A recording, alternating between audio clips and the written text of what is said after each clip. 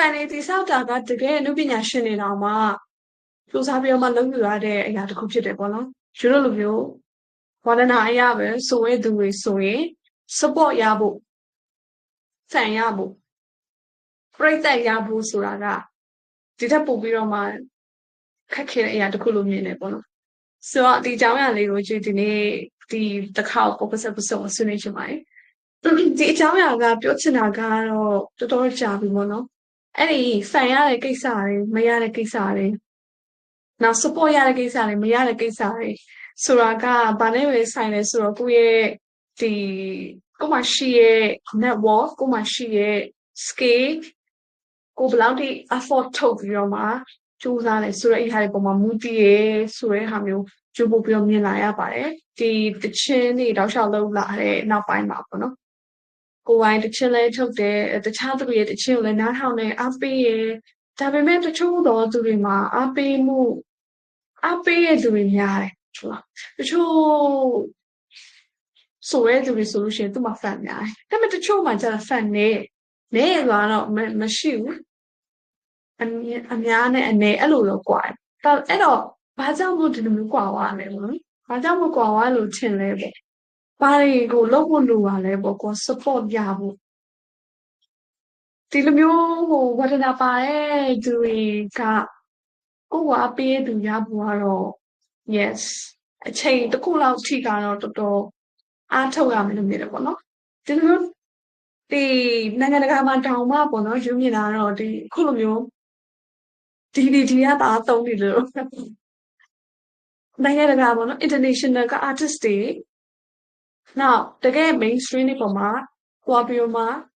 အသစ်ဖတ်ပေါ်နေတဲ့ artist တွေကအများကြီးပါအဲ့တော့ဆရာတို့မှာကိုယ့်ရဲ့ fan ကိုဘယ်လိုမျိုးကိုရှာရမှာလဲဟုတ်လားကိုယ့်ရဲ့ fan ဘယ်လိုရှာရမှာလဲကိုယ်အားပေးတဲ့သူတွေရှိတာဘယ်လိုလုပ်အောင်ပါလဲဒါကတော့music လုပ်တဲ့သူတိုင်းတော့လိုချင်ပါပဲအဲ့တော့ကျိုးကိုယ်တိုင်လည်းလိုချင်ပါတယ်မလိုချင်ဘူးတော့မဟုတ်ဘူးပေါ့နော်တခြားသူတယောက်စီကနေပြီးတော့မှအားပေးရဲ့ accomplishment ပေးရဲ့စကားမျိုးပဲဖြစ်ဖြစ်တော့ကိုယ်ဖတ်ပြီးထားတဲ့အရာပေါ်မှာဘယ်လိုမြင်လဲဒါမျိုးတွေပတ်သက်ပြီးတော့နားထောင်စေချင်တယ်ဆိုတဲ့ဟာမျိုးတော့ဖြစ်စေချင်တာပေါ့နော်လူတိုင်းကတော့ဒီဖန်တီးတဲ့သူတိုင်းကပေါ့ပြောလို့ရှိရင် yes အဲ့လိုကိုယ်တိုင်ကမဖန်တီးဘူးဆိုလို့ရှိရင်တော့မနော်ဘောနော်ဒီစကားလည်းလည်းလုံးသွေးတော့အခုနားထောင်နေတဲ့သူအနေနဲ့ပေါ့နော်ကိုယ်တိုင်ကတချင်းတွေပါမလုပ်ဘူးအနုပညာမလုပ်ဘူးဆိုလို့ရှိရင်တော့မှတခြားသူတွေဘယ်လိုပုံစံမျိုးနဲ့အားပေးနေလဲကျတို့လုပ်နေတဲ့သူတွေတော့မှတခြားသူတွေတကယ်ကိုတော့အားပေးစေချင်တယ်အားပေးစေချင်တယ်နော်ဒါပေမဲ့တခြားသူတွေရောအားပေးတာမျိုးပုံမှန်လုပ်ထားရှိရလားနောက်တစ်ခုကတခြားသူတွေတချို့တော့နားထောင်တယ်နားထောင်ပြီးတော့ကိုယ်ဘယ်လိုပုံစံမျိုးနဲ့သူတို့ကိုပြန်ပြီးတော့မှအားပေးရှိတယ်ပေါ့အဲ့လိုမျိုးလေးတွေမြင်လာရပါတယ်ဒီနားထောင်တဲ့သူကလည်းပေါ့နော်ချက်ပြန်ပြီးတော့မှစဉ်းစားကြည့်ပါကိုယ်ဘယ်လိုပုံစံမျိုးကိုဘယ်လိုပုံစံမျိုးနဲ့အားပေးမှုမျိုးကိုလုပ်လို့ရှိလဲဘယ်လိုပုံစံမျိုးကိုအားပေးတယ်လို့ခေါ်ရလဲပေါ့နော်ဒီခုတစ်ခေါက်ထိုတရက်တော့က the lab music podcast တခုမှပါပဲအဲ့ဒီ podcast နမျိုးနဘုတ်တော့မလောက်နားထောင်ပြီးတော့မှ yes support ပေးဆိုတာကအားရအောင်တိုင်းအားပေးနေရနော်ဆိုတဲ့ဟာမျိုးပြောရုံလောင်းနေတော့ဒါအားပေးမှုလို့တော့မခေါ်ဘူးနောက်ပြီးတော့လည်းဒီကိုရီဖတ်ပေါ့နော်ကိုရီဖန်တီးရဲ့သူဖတ်ချမ်းကနေပြီးတော့လည်းလောက်ရမယ့်တချို့ပိုင်းလေးတွေလည်းရှိပါသေးတယ်အဲ့ဒီအကြောင်းအရာလေးတွေကိုကျိုးသေးစိတ်လေးထပ်ပြီးဆွေးနွေးကြည့်ပါမယ်ဆိုတော့ဒီထက်ထောင်ပြီးတော့ကိုနဲ့ကိုက်တယ်ဒီ music နဲ့ပဲကသူရဲ့ကဘာနဲ့ပတ်သက်ပြီးတော့စိတ်ဝင်စားလို့နားထောင်ချင်တယ်ကိုယ်ကတချင်းလေးမလုပ်ဘူးဆိုလို့ရှိရင်တော့မှစိတ်ဝင်စားရဆိုလို့ရှိရင် podcast ကိုဆက်ပြီးနားထောင်နိုင်ပါတယ်နောက်ကျူတို့လိုမျိုးကိုယ်တိုင်လည်းဖန်တီးနေရတခြားသူတွေကိုလည်း support ပေးရမယ်မပေးအောင်ဆိုတာလည်းပတ်သက်ပြီးတော့ဘယ်လိုစဉ်းစားမလဲဆိုတော့ကျူတို့သူလိုက်ပြီးတော့မှစဉ်းစားချင်တယ်ဆိုရင်တော့ဖြစ်ခေါ်ပါတယ်အဲ့တော့ yes okay so support ပေးရကိစ္စတစ်မျိုးနောက်တစ်ခုပေါ့နော်ဒီကနားထောင်တဲ့သူကိုမေးချင်တယ်အဲ့ဘာလဲဆိုတော့ musician ပေါ့နော် musician တွေမှာအဓိကလိုအပ်ဆုံးဖြစ်တဲ့ ကိုခန့်အားလို့ပြောမယ်ကိုခန့်အားလို့ yeah အဲ့လိုတင်စားပြီးပြောချင်တယ် musician တွေမှာလိုအပ်တဲ့အခြေခံအုတ်မြစ်လို့ခေါ်မဲ့အလိုအပ်ဆုံးကိုခန့်အား၄မျိုးဆိုလို့ရှိရင်ဘာတွေဖြစ်မလဲဘယ်လိုမျိုးအရာတွေဖြစ်မယ်လို့ထင်လဲကိုအနေနဲ့ထင်တဲ့အရာလေးတွေ comment မှာရေးသားလို့ရတယ်ကျင်းတဲ့အမြင်မတူဘူးပေါ့နော်တရားနဲ့တရားမြင်တာလဲတွဲနိုင်တယ်အဲ့တော့ yes musician တွေမှာအလိုအပ်ဆုံးကိုခန့်အား၄မျိုးမဖြစ်မနေလိုအပ်တဲ့ကိုခန့်အား၄မျိုးဆိုလို့ရှိရင်ဘာတွေဖြစ်မလဲအဲ့လေးတွေကျူဒီနေ့မှာဆွေးနွေးချင်တယ်အဲ့ဒီ၄မျိုးကဘာလေးတွေလဲပေါ့ဒီတစ်ခုချင်းစီဆိုတော့ yes ပထမဆုံးတစ်ခုကကြတော့ဒီဆွမ်းပြောခဲ့တဲ့ကိုကိုအားပေးရသူပေါ့ကိုလူပညာအားပေးရ freight တဲ့စုဒါနံပါတ်1နံပါတ်2ကမှန်ကန်တဲ့သဘောထား yes နံပါတ်3ကကြတော့အနုပညာဝန်စာနံပါတ်4ကကိုပိုင်ဖတ်ပြီးလို့အနုပညာလက်ရကိုပိုင် hand ပေါ့နော်ဒါကတော့ musician တိုင်းမှာ musician တယောက်မှာလိုအပ်တဲ့မရှိမဖြစ်လိုအပ်တဲ့ကိုခန့်အား၄မျိုးပေါ့ကိုခန့်အားဆိုမှတော့ကိုနဲ့ဆိုင်တဲ့ဟာပေါ့နော်ကိုနဲ့ဆိုင်တာကိုမှကိုအားပေးfan ကိုနဲ့ဆိုင်တယ်နောက်တစ်ခုကကိုရဲ့ကိုမှရှိရဲ့ကိုရဲ့ man တဲ့တဘောထားဒါကိုနဲ့ဆိုင်တယ်နောက်အနုပညာဝန်စာကိုမှအနုပညာနဲ့ပတ်သက်ပြီးဝန်စာဘယ်လောက်ဖြည့်လာလိုက်တာကိုနဲ့ဆိုင်တယ်နောက်တစ်ခုကကိုရဲ့ကိုပိုင် hand ဘယ်လောက်ရှိလဲတာကိုနဲ့ဆိုင်ကိုခန့်အားပေါ့ဒီကိုခန့်အား၄မျိုးကအားကောင်းနေလို့ရှိရင်လေအားကောင်းနေလို့ရှိရင်ရေရှည်သွားနိုင်မဲ့သူတယောက်ဖြစ်နိုင်မယ်လို့ယူနေတယ်မြင်ပါတယ်အဲ့တော့ yes အဲ့လိုမျိုးလေးပေါ့နော်ဒီကနားလည်သူပေါ်ပေါ့ဒီ၄မျိုးတည်းနဲ့မတူတဲ့အတွေ့ရှိရင်အခုပဲ comment မှာရေးပေးပါနော်အဲ့တော့ဆို yes တခြားဟာလေးရှိမှာပဲဒီလိုမျိုးလေးဒီ၄မျိုးမှမဟုတ်ကျွန်တော်အရေးကြီးတဲ့ဟာရှိနိုင်တယ်နော်ဥပမာ platform တွေပေါ်မှာဘယ်လို official တခြင်းတွေတင်နိုင်မှုအတွက်ဘယ်လိုမျိုးလုပ်ရမှာလဲဒါလည်းအရေးကြီးရယ်musician တယောက်ကတခြင်းလုပ်မယ်ဆိုလို့ရှိရင် official platform တွေကိုရအောင်တင်ဖို့ကဒါမှပဲကိုယ့်ရဲ့တခြင်းကိုလူတော်တော်များများစီပြန့်နှံ့ပြောင်းရောက်နိုင်ဖို့အတွက်ထောက်ဖို့ဖြစ်ပါတယ်ဒါလည်းဖြစ်နိုင်တဲ့possibility တစ်ခုပဲပေါ့နော်နောက်တစ်ခုကတော့ဒီ show ပွဲမှာဘယ်လိုမျိုး performance လုပ်ရမှာလဲ yes အဲ့လိုအဖြစ်ပါမှသွားပြီးတော့မှshow ပွဲလုပ်ဖို့အတွက်ဘယ်လိုလုပ်ရမှာလဲအဲ့ဒါကတော့ marketing တွေဖက်ချန်တဲ့တော်တော်ဆိုင်မှဖြစ်နေတယ်အဲ့တော့ musician ကတော့ music ကိုအဓိကအသားပေးပြီးတော့မှအာရုံစိုက်ရမှာ focus ထားမှာဆိုပေမဲ့အခုခေတ်ကတော့တချင်းစုံနဲ့မပြီးတော့ဘူးပေါ့မပြီးတော့မနဲ့ကျန်တဲ့ဟာတွေပါ like ပြီးတော့မှစဉ်းစားတဲ့ပုံစံမျိုးဖြစ်သွားတယ်ဒါပေမဲ့တချို့က musician ဆိုလို့ရှိရင် music ပဲလုပ်မယ် yes နားထောင်နေသူဆိုလို့ရှိရင်နားထောင်တာပဲလုပ်မယ်ပေါ့နော်ဒါပေမဲ့ကျတို့လူမျိုးကြနားထောင်တယ်လို့ music လေးကိုယ်တိုင်ဖန်ပြီးရပေါ့အဲ့ဖက်နှစ်ဖက်မှာလည်းနေဘူးရဲ့ဖြစ်တဲ့အတွက်ကြောင့်မို့ဒီနှမျိုးကိုသုံးသပ်ပြီးတော့မှဒီဖက်နှစ်ဖက်ချမ်းကနေရှင်းပြီးတော့မှ yes သုံးသပ်ချက်ပေါ့နော်အဲ့တော့အခုမိုးရွာနေပြင်ပါလေမိုးသားကြီးနေအဲ့တော့ဒီအတန်နဲ့ကျဲပြီးတော့မှပြောတာyes ခိုင်းဆိုလို့ရှိရင်တမကျဲဘူးတိုးတိုးလေးပဲပြောတာပေါ့အဲ့တော့ထားပါတော့အခု၄မျိုးပေါ့ဒီ၄မျိုးကတော့လုံးဝတကယ်ကိုခန်းဒါမျိုးကောင်းလို့ရှင်တော့လေ yes ဘယ်သူကအားပေးအားမပေးဆက်သွားနိုင်မှာပေါ့ဒီ၄မျိုးကဘိန်းလေးဘိန်းမဟုတ်ပါပထမဆုံးဘိန်းကအားပေးရဲ့သူပဲပေါ့နော်ဘိန်းမရှိလို့ရှင်လည်းမရပြန်ဘူးဒါမရှိလို့ရှင်လည်းမရပြန်ဘူးနံပါတ်1မရှိလို့ရှင်လည်းမရနံပါတ်2ဖြစ်တဲ့အဲ့ဒီနံပါတ်2ကပါလဲမှန်ကန်တဲ့တဘောသားမရှိနဲ့မရအောင်တခုခုလိုနေလို့ရှိရင်မရအောင်ပေါ့နော်ဒီ musician တယောက်ဆက်ပြီးတော့မှပြေးမဲ့ line ခင်းကြီးမှာဒီဘိန်းလေးဘိန်းကတခုမဟုတ်တခုကတော့အဲ့လိုခောက်နေလို့ရှင်တော့မြန်မပြေးနိုင်လို့ဆိုလို့ချင်တာပေါ့အဲ့တော့ yes အဲ့ဒီတချို့ကအဲ့လိုကိုရဲ့ဖန်တီးလူပညာလက်ရအောင်အပေးစေချင်ကြတယ်မှန်တယ်ဒါပေါ့ကိုလည်းဂျုံကိုလည်းအပေးစေချင်တယ်နားထောင်တဲ့သူဖတ်ချန်နေပြန်ကြည့်ရမယ်ဆိုလို့ရှင်ပေါ့နော်ကိုကိုယ်တိုင်တချင်းမလုပ်ပဲထားလိုက်မယ်အခုနားထောင်တဲ့သူအနေနဲ့လည်းကိုကတချင်းမလုပ်လို့တဘောထားကြည့်ပါတချင်းမလုပ်တဲ့သူတယောက်နားထောင်တဲ့သူတယောက်ပေါ့နော်နားထောင်တဲ့သူတယောက်အနေနဲ့ကိုကဒီလူပညာရှင်တယောက်အားပေးမယ်ဆိုလို့ရှင်ဘလို့အချက်တွေနဲ့ကြည့်ပြီးတော့မှအားပေးလို့ရှိတယ်ပေါ့သူရဲ့ဘလို့အကြောင်းအရာတွေကိုကိုကကြိုက်လို့အားပေးရတယ်တချို့ဆိုလို့ရှိရင်တချင်းလုပ်မယ်ဆိုရင် အမုံတချို့ဆိုရင်တချင်းကိုသဘောကျလို့လူကြိုက်သွားလို့ရှိတယ်တချို့ကလူကိုကြိုက်လို့သူလုပ်တဲ့တချင်းကိုသဘောကျလည်းရှိတယ်ပေါ့နော်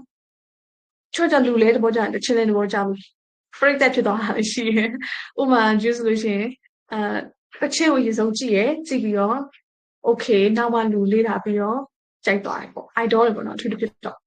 တချင်းကိုကြည့်ပဲလူအဓိကကြိုက်တာမဟုတ်သွားတယ်ချို့ကြတော့ okay လူတယောက်ကြိုက်တယ်လူတယောက်ကြိုက်ပြီးတော့မှတချင်းကိုကြိုက်သွားတာတော့ကျိုးမှတော့မရှိပါလူကြည့်ပြီးတချင်းကိုကြိုက်တာတော့ဒါလူကိုခင်လို့တချင်းကိုကြိုက်တာဖြစ်သွားတယ်အခုကျလူလဲသိရတချင်းလည်းကြိုက်တယ်ဆိုတော့ဒါမျိုးကအရန်လေးသားတဲ့လူတယောက်ဖြစ်သွားတယ်။ဥမာ Taylor Swift သူကြိုက်တယ်။ Taylor Swift ဆိုရင်သူတချင်းလေးတွေပြီးပြီးတော့မှပဲသူသိသွားတာ။ yeah အဲ့ဒါတော့လုံးဝတချင်းကိုရင်ဆုံးချပြမှသူကိုယ့်ရဲ့နောက်က personality တွေက personality ဖြစ်ကုန်ပြီ။သူ့ရဲ့အနုပညာလှုပ်ရှားမှုတွေနောက်မှကြည့်ဖြစ်တယ်ပေါ့။ Taylor Swift နောက်တစ်ခုက Ed Sheeran နောက်တစ်ခုက Charlie Puth ပေါ့။သူတို့တွေတချင်းကိုပြီးပြီးတော့မှပဲဒီလူတယောက်ကြိုက်တာပေါ့နော်။အဲ့လိုမျိုးပဲ artist တယောက်ကိုကိုယ်ကဘယ်လိုပုံစံမျိုးကြိုက်လေးရှိလဲပေါ့အဲ့လိုကြိုက်လေးရှိတဲ့ပုံစံမျိုးကိုပဲတချင်းဖန်တီးရတဲ့သူတွေလူပြန်ဖန်တီးရတဲ့သူတွေဂီတဖန်တီးရတဲ့သူတွေစုံရအောင်ပဲ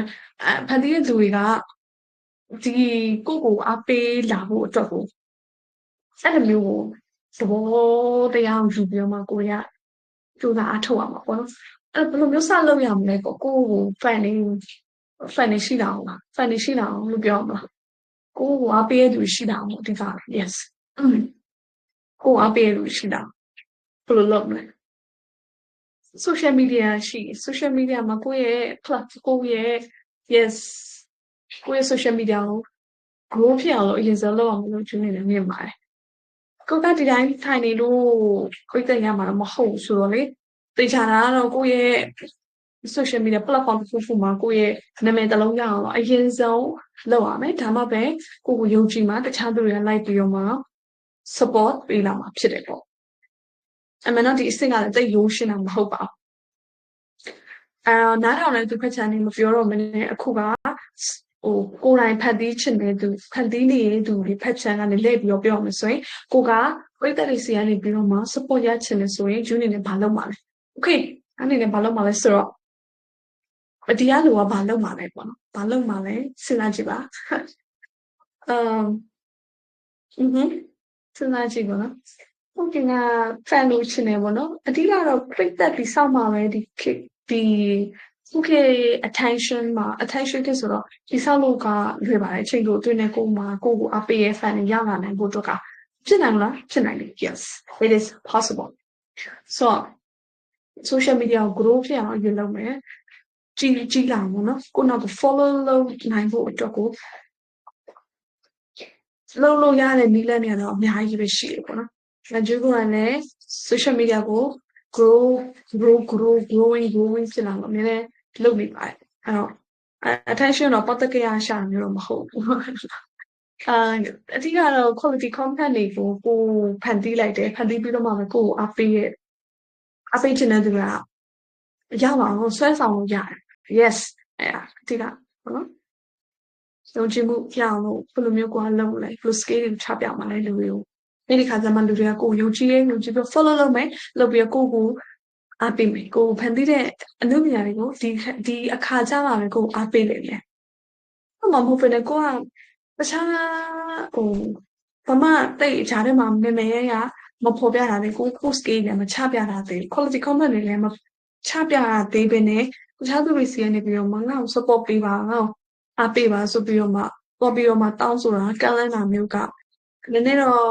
ရွယ်နေတယ်နည်းနည်းပေါ့နော်အဲ့ကြားထဲကအဆင့်တွေလုပ်ပြီးတော့မှပဲနောက်မှတခြားသူတွေကိုကိုနေနဲ့အားပေးဖို့အတွက်တောင်းခံတယ်လို့လုပ်ပြတာ yes အဲ့ခါကျမှပဲ support ဆိုတာမျိုးကိုတခြားလူတွေစီကနေပြီးတော့မှစောင်းယူတာမျိုးလုပ်တင်တယ်လို့မြင်ပါတယ်မဟုတ်ဘဲနဲ့ဆိုရင်တော့ကိုက okay တချင်းတစ်ပုတ်ထုတ်လိုက်တဲ့ခါမှာပေါ့ခါမတစ်ပုတ်ထုတ်ပြီးတော့နားထောင်ပေးစိုက်ပေးတင်းတော့တောင်းဆိုနေတယ်လို့မျိုးလဲဖြစ်နိုင်ဘူးပေါ့အဲ့လိုဆိုလို့ရှိရင်ရေတိုပဲရပါမယ်ပေါ့ရေတိုပဲရပြီးတော့ရေတိုမှာအဲ့တော့လူတွေက okay မကောင်းလို့ဒါအားပေးမယ်အားနာလို့အားပေးမယ်ဒါပေမဲ့ရေရှည်မှာတော့ဒီလိုအမြဲတမ်း တချင်းတစ်ပုတ်ထွက်တိုင်းအားပေးဖို့အတွက်အများနဲ့လှုံ့ဆော်နေရရင်စိတ်အဲ့လိုမျိုးပေါ့နော်အဲ့တော့ရေရှည်သွားဖို့အတွက်ကြတော့ကိုကလုံးဝကိုယ့်ရဲ့ fan အနေနဲ့ကိုကရင်းနှီးနေမှရမှာပေါ့နော်ရင်းနှီးမှုတိဆောက်မယ်ဆိုတဲ့ဟာမျိုးဒီဆုံးကိုဖန်နေ afford ထုတ်ပါမယ် professional personality ကိုယ့်ကိုလူတွေကတက်ပို့ပြီးတော့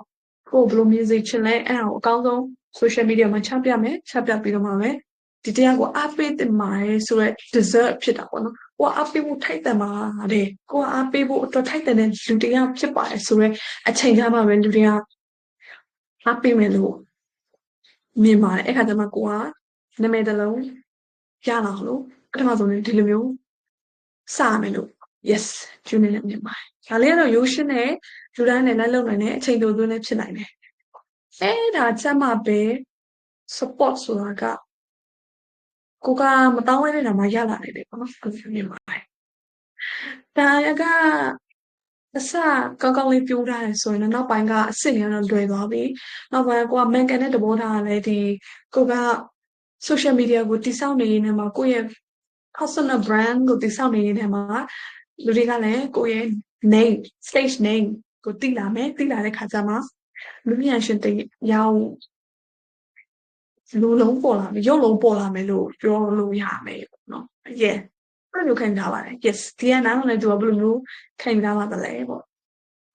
yeah ဒါတော့နားထောင်တချင်နားထောင်တဲ့သူဆိုလို့ရှိရင်တော့ဒီလောက်အဝေးမတွေးထားတော့ဘူးဒါပေမဲ့အဲ့လိုကျိုးပုံရတဲ့တချင်လေးလုံလာတဲ့ခါကျမှပဲဒီလိုမျိုးတွေမြင်လာတာပေါ့နော်အော်လို့ကိုကတချင်လေးပဲတိုင်းပဲထုတ်ချင်တာပေါ့အပေးရသူကလည်းအပေးတဲ့သူကအပေးချင်အပေးမယ်အမပေးရသူကလည်းအမပေးချင်အမပေးဒါတော့သူတို့အပိုင်းငါထိတ်ချုပ်လို့မရဘူးပေါ့အဲ့လိုမျိုးမြင်ဒါပေမဲ့လည်းအဲ့လိုကိုတွေလောက်ထားတဲ့ဟာတွေဂျူးနေတယ်တော့အတင်းတွားပြီးတော့မှတချို့အချိန်တော့လောက်ခဲ့ပြီးပါတယ်။ပေါ်ပြီးတော့လေဘယ်လိုမျိုးလဲဆိုတော့ဒီချက်လေးထုတ်လိုက်ပြီးပေါ့နော်။သူတို့ရဲ့ DM တွေမှာတွားပြီးတော့မှဖေးဒီချက်လေးထုတ်လိုက်ပြီးဘယ်လိုမျိုးနေလဲအဲ့လိုမျိုးပေါ့နော်ကိုအဓိကနည်းနည်းကိုလေးစားတဲ့သူတွေတော့ပြတယ်။အဲ့လိုမျိုးပြဖို့ပြီးတော့အားပေးဖို့အတွက်ကိုနည်းနည်းပြောတဲ့ပုံစံမျိုးပေါ့နော်အဲ့တော့အဲ့လိုဆိုလို့ရှိရင်ကြတော့ဒါကလေအချို့အပုတ်တွေမှာတော့လုတ်ကောင်းတယ်သူကအပုတ်တိုင်းတော့လုတ်လို့မရအောင်အဲ့တော့အပုတ်တိုင်းကိုတွားပြီးတော့မှကိုယ်အပေးဖို့အတွက် DM မိုင်းတွားပြီးပြောနေရရင်ဒါကနည်းနည်းရေရှည် run ဖို့အတွက်ကမမိုက်ဘူးပေါ့နော်အဲ့တော့ကိုကမပေးချင်တဲ့သူနဲ့တွားပြီးတော့တွေ့မယ်ဆိုလို့ရှိရင်မျက်စိနောက်မှာပေါ့မျက်စိနောက်ပြီးတော့နောက်တစ်ခါကြာလို့ရှိရင်လည်းမလည်းမနောက်တော့နောက်လည်းမလာတော့လာလည်းမနောက်တော့နောက်လည်းမလာတော့အဲ့လိုဖြစ်သွားအောင်မင်းပေါ့အဲ့တော့အဲ့လိုမျိုးပြန်မှာတွားနိုင်ကြတော့ကိုနဲ့ရင်းနှီးတဲ့သူတွေမှာတွားပြီးတော့မှပြမျိုးပေါ့လူတွေကကိုရဲ့ fan တွေဆိုတာတော့လူတိုင်းကတော့မဖြစ်နိုင်လူတိုင်းကို fan မဖြစ်လာနိုင်ဘူးလို့မြင်တယ်ကို fan တွေမဖြစ်တဲ့လူကလည်းရှိရဲကိုကြိုက်တဲ့လူရှိရဲမကြိုက်တဲ့လူလည်းရှိလာနိုင်တယ်ပေါ့အဲ့ဘလောက်ကိုဘက်ကနေပြီးတော့မှပဲအကောင်းဆုံးချပြနိုင်ဖို့အတွက်ပဲစူးစမ်းထောက်အောင်ကိုအပိုင်းကိုပဲကိုပိုင်အောင်လို့ကျွမ်းကျင်အောင်လို့ကို skill တွေကိုမြင့်ရမယ်လို့မြင်တယ်လူပညာဝန်စားပေါ့နော်မြင်ရမယ်လို့မြင်တယ်အဲ့ခါကျမှပဲလူတွေက okay ဒီတရား quality content တွေတော့ရှိထားတယ်အဲ့ခါကျမှပဲပြတ်တော့ပြော okay ပြတ်တဲ့တွေကိုအပေးချင်အပေးလို့ရတယ်ဒီမှာတချင်းထွက်လာပြီအဲ့ခါကျမှပဲလူတွေကအပေးလူနဲ့အမပေးလူနဲ့ကွဲလာတယ်ခွဲရတဲ့ခါကျမှပဲနောက်မှရေရှည်ရုံကြည်ကြည်နဲ့ကိုယ်ကိုယုံကြည်ရဲ့ကိုလူပညာဖန်တီးထားအောင်လဲအပိတ်ချင်တယ်ဆိုတဲ့ဟာမျိုးနဲ့သူတို့ကဖြစ်လာမှာပေါ့နော်အဲ့လိုမျိုးပါဒါပေမဲ့ခုခေတ်က musician ကအရန်များနေပြီဆိုတော့အဲ့ဈာထဲမှာကိုကထင်ပေါ်လို့ကိုကလုံးဝ unique ဖြစ်နေအောင်လို့ကကြတော့ဒီရဲ့အစ်စ် foundation ကနည်းနည်းခိုင်နေမှအစ်စ်နေပဲပေါ့အဲ့ကကြမှာကို fan နဲ့ကိုလေးဖြစ်လာမှာပေါ့နော်ဒီတယောက်ဆိုလို့ရှိရင်ဒီတယောက် fan ရှိရဟိုတယောက်ဆိုရင်ဟိုတယောက် fan ရှိရကို fan နဲ့ကိုလေးဖြစ်ပြီးတော့မ support ရလဲကိုဟာနဲ့ကိုတွားကြတယ်အဲ့လိုမျိုးပေါ့အဲ့လိုမျိုးပဲတွားကြမယ်ဆိုလို့ရှိရင်လည်းဒါကိုက musician တယောက်အနေနဲ့ရက်တည်လို့ရနိုင်တယ်ရေတူမဟုတ်ရေရှည်ရက်တည်လို့အတွက် yeah ရေရှည်ရက်တည်လို့အတွက်ဖြစ်နိုင်တယ် အဲ့တော့အပေးနေတဲ့သူဖက်ချန်နေပြန်ကြည့်မဆိုရင်ဒီလိုမျိုး foundation ကောင်းကောင်းနဲ့တေချာလေးလူတွေကိုတေချာလေးချပြလာရတယ်ယုံကြည်လို့ရတဲ့သူတစ်ယောက်မှာအပေးသူကအပေးချင်စရာကောင်းမှာပေါ့နော်အပေးချင်စရာကောင်းတော့ yeah yeah အဲ့လိုမျိုးလူဆိုလို့ရှိရင်အပေးမှာပဲဘယ်သူပဲဖြစ်ဖြစ်ပေါ့နော်ဒါပေမဲ့ဒီတယောက်ကလည်းဒီလိုမျိုး content တွေကို quality ဒီလိုမျိုးတစ်ချင်းတွေမကြိုက်ဆိုလို့ရှိရင်လည်းဒါကိုယ်နဲ့မဆိုင်ဖြစ်သွားမှာပေါ့ဒီ fan နဲ့ဒီတယောက်နဲ့က fan မဖြစ်လာနိုင်ဘူးပြောပြီးသွားတယ်ပေါ့နော်လူတိုင်းကို fan မဖြစ်နိုင်ကိုလူပညာကြိုက်တဲ့သူကလည်းသက်ရှိမယ်မကြိုက်တယ်လည်းသက်ရှိအဲ့တော့ yeah အမခံပြည့်တယ်လည်းရှိမယ်အမခံတဲ့ပြည့်တယ်လည်းရှိမယ် so support ကတော့လူတိုင်းစီကနေရဖို့တော့လောကမျောလင့်ထားလို့တော့မရအောင်ကိုယ်ဘက်ကနေပြီးတော့100% responsible နဲ့ကိုယ့်အကိုအကောင်းဆုံးချက်ပြထားလိုက်ဖို့ပဲပေါ့ performance ညာလဲကောင်းနေအောင်လို့တဖြည်းဖြည်းချင်းစီဖန်တီးရသူကဖန်တီးချက်ပြထားလိုက်မှာအဲ့ဒါမှ support ပေးခြင်းတဲ့သူကလည်းနောက်ကနေတဖြည်းဖြည်းနဲ့လိုက်လာမယ်ပေါ့နော်အခုက yeah ဆွမ်းနာကျူ experience နဲ့ပြောပြီးသွားမဟုတ်ရင်ရေရှည်သွားလို့တော့တိတ်မရနိုင်တော့ဘူးနေတယ်ပေါ့ဒီကလူလည်းဘယ်လိုမြင်လဲမသိဘူးပေါ့နော်ဒီနားထောင်နေတယ် so yeah now bitches မှာဆိုရင်လည်း bitches ကတော့ကျူဘယ် podcast ပဲပြောတော့ပါမှမရမှာဘာလို့ဆိုဒါကနေမှကျူပိုပြီးမြင်တယ်ပေါ့နော်ဥပမာလည်းပြလို့ကောင်းဆိုအဲ့မှာဆိုရင် friendship ကဒီမှာပုစုတစ်ပွဲရှိတယ်အဲ့မှာကိုကိုရဝဒနာပါတဲ့ဖြစ်ဖြစ်လေးပြောပါမယ်ဝါဒနာပါတဲ့သူတွေအချင်းချင်းနဲ့စုပြီးတော့မှနေရာဖြစ်တဲ့အတွက်ကြောင့်မလို့လုံးဝမပေးပြီးသားပဲဘာပဲလုပ်ကိုကဘာပဲလုပ်သူကဘာပဲလုပ်ချစ်ချင်တော့ support ပေးပြီးသားပဲချင်းချင်းတချင်းတွေလည်းတရားရကတော့နားထောင်ပြီးသားပဲဆိုတော့ yeah ဒီတဲ့လူတွေကတော့ပြောစရာမလိုဒါပေမဲ့အပြင်ရတဲ့သူပေါ့နော်ကိုရီနဲ့မသိတဲ့သူတစိမ့်တွေကိုကိုယ့်ရဲ့တချင်းကိုနားထောင်အောင်လို့အားပေးလာအောင်လို့လုပ်ဖို့အတွက်ကတော့ yeah attention တော့တော်တော်ရှားမယ်လူတိုင်းကတော့လူတိုင်းကိုအားပေးဖို့အတွက်အချိန်လည်းမရှိဘူး energy လည်းမရှိဘူး attention လည်းပြန့်ကျဲနေတဲ့ခေတ်ဆိုတော့ကိုထုတ်ထားတဲ့ချင်းကိုအားမပေးနိုင်ကြအောင်ဆိုတာဖြစ်နိုင်ပြီးသားပဲဖြစ်နိုင်ပြီးသားပဲကိုရရေးဆူလုပ်နေတဲ့သူတွေကလည်းကိုရဲ့လက်ရာကိုလူတွေပိုသိလာအောင်ဘလို့နီးလဲနေနဲ့စိတ်ဝင်စားမှုရအောင်ဖန်စားနိုင်လေဆိုတဲ့ဟာမျိုးပဲအဖြေရှာပြီးတော့မလုပ်ဘူးတဲ့နီးလဲနေမလုပ်ဘူးတဲ့ပုံစံတွေကိုထပ်ပြီးတော့လုပ်မယ်လုပ်ဆန်းကြည့်မယ်စူးစမ်းကြည့်မယ်အဲ့အနေပဲအဖြေရှာရမယ်လို့မြင်ပါတယ် support နဲ့ရတဲ့ဟာမျိုးကိုပေါ့နော်complaint အနေနဲ့အစားပေါ့ yeah ဒါကတော့ဒီ industry မှာဖြစ်နေတဲ့ကိစ္စပါပဲပေါ့ပုံမှန်တိုင်းဖြစ်နေတဲ့ကိစ္စပဲအဲ့တော့အားလုံးကအပေးရသူပေါ်မှာလည်းမူတည်ရမျိုးမဟုတ်ဘူးပေါ့နော်နားထောင်နေတဲ့သူပေါ်မှာလည်းမူတည်နေရမဟုတ်ပဲနဲ့ဖန်တီးနေတဲ့သူတွေရေးဆိုတာတီးလုပ်နေတဲ့သူတွေမှာလည်းသူဖက်မှာလည်းလုံးဝမအပိုင်းလေးတွေကလည်းသူထက်ရှိနေပြန်သေးရဲ့ဆိုတော့မျိုးသိစေချင်လို့ပါပေါ့ကိုတချင်းကိုဘလောက်ပဲကိုတချင်းရကောင်းကောင်းဆိုတော့ပေးချင်မှလည်းပေးမယ်ပေးချင်လည်းမပေးဘူးဒါကတော့ကောင်းမကောင်းကတော့ပြည့်တဲ့ဆုံးဖြတ်မယ်ပေါ့ yeah အဓိကတော့ကိုရီးယားအပြင်ထုတ်မယ်ဆိုတော့အကောင်းဆုံးထုတ်ပြလိုက်ဖို့ပဲကိုရီးဘက်ကလိပ်ပြလုပ်နေဖို့ပဲကျန်တဲ့အပိုင်းကတော့ universe ဟုတ်ပါကိုက yeah ကိုက control လုပ်လို့မရတဲ့အပိုင်းဆိုဒါပေမဲ့ support ရဖို့တော့ကိုယ့်ဘက်နေဆွမ်းနာလိုမျိုးပဲကမ်းလန်းတဲ့ဟာမျိုးတွေလုပ်လို့ရတယ်။ဘာဖြစ်လို့မှကမ်းလန်းတယ် support ဖို့အတွက်ကိုဒီလိုမျိုးလုပ်ပြီးမှဆိုပြီးတော့ reach out လုပ်ပြီးတော့မှပဲကောင်းဆုံးလုပ်ပြီးတော့မှမရအောင်ဆိုရင်တော့အဲ့ဒီရဲ့ရလက်ကိုလက်ခံလိုက်ဖို့ပဲရှိတော့မယ်ပေါ့။ဟုတ်ဘူးဆိုလို့ရှိရင်လည်းကိုယ်ဘာမှမလုပ်ဘဲနဲ့ support ရချင်တယ်ဆိုတော့ထိုင်ပြီးတော့ပြောနေလို့လည်းမပြီးသေးဘူးဆိုတော့